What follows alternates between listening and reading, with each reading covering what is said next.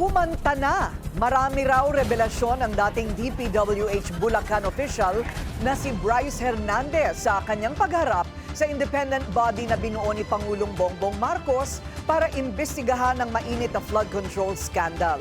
Ang detalye sa agenda report ni Ivy Reyes, live nag-uulat mula sa Taguig.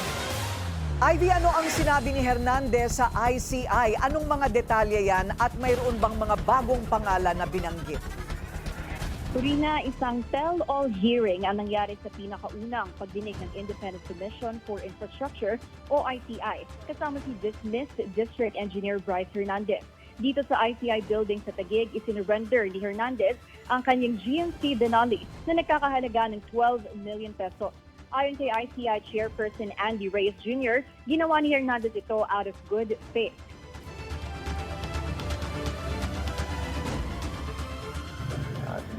Very cooperative si Bryce, Mr. Hernandez, very relevant yung kanyang mga revelations niya. And to cut it short, talagang tell-all siya. And he continued to cooperate with us para talagang ma-identify palalo yung iba pang mga sangkot. Tumangging sumagot si Hernandez sa tanong ng media kung bakit pinili niya mag-surrender ng luxury vehicle. Pero hindi lang ito yung tanging isusuko ni Hernandez dahil nakatakda pa siyang mag-surrender ng dalawa pang luxury vehicle. Isang Ferrari worth 50 million pesos at isang Lamborghini worth 30 to 40 million pesos sa estimate ng ICI. Mayroon din daw mga motorsiklong isusuko sa Hernandez sa mga susunod na hearing. At matapos isuko sa ICI, i-open for auction ang mga surrendered vehicle.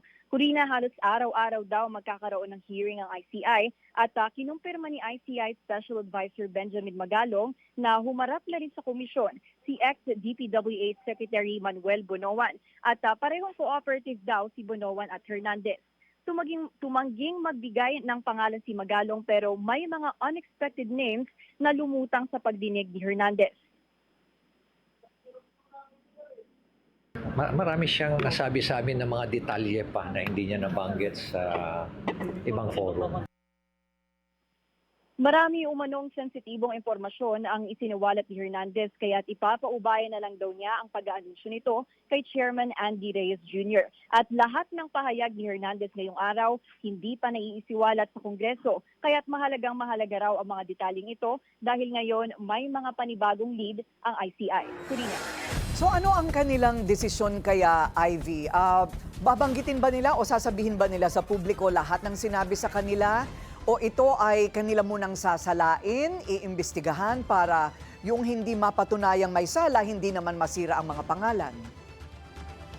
Kanina nga, Corina, sinabi ni Baguio City Mayor Benjamin Magalong na iimbestigahan muna dahil natanong siya kung kino-consider na ba nilang credible witness si Bryce Hernandez. Ang sabi nila, kailangan munang salain yung mga impormasyon at ngayong hapon din kakaununsyo lang sa Senado na pinayagang makalabas si Hernandez para makalap yung mga ebidensyang kailangan niyang ipresenta sa Senado, bagamat hindi ibig sabihin nito tinatanggal yung contempt order sa kanya. Turina.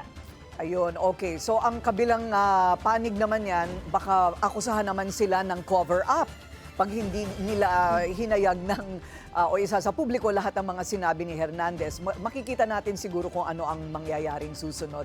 Maraming salamat, Ivy Reyes, nag-uulat mula sa Taguig. Manatiling nakatutok sa Bilyonaryo News Channel. Sumubaybay sa aming social media accounts at mag-subscribe sa aming YouTube channel para sa mga bago at eksklusibong balita.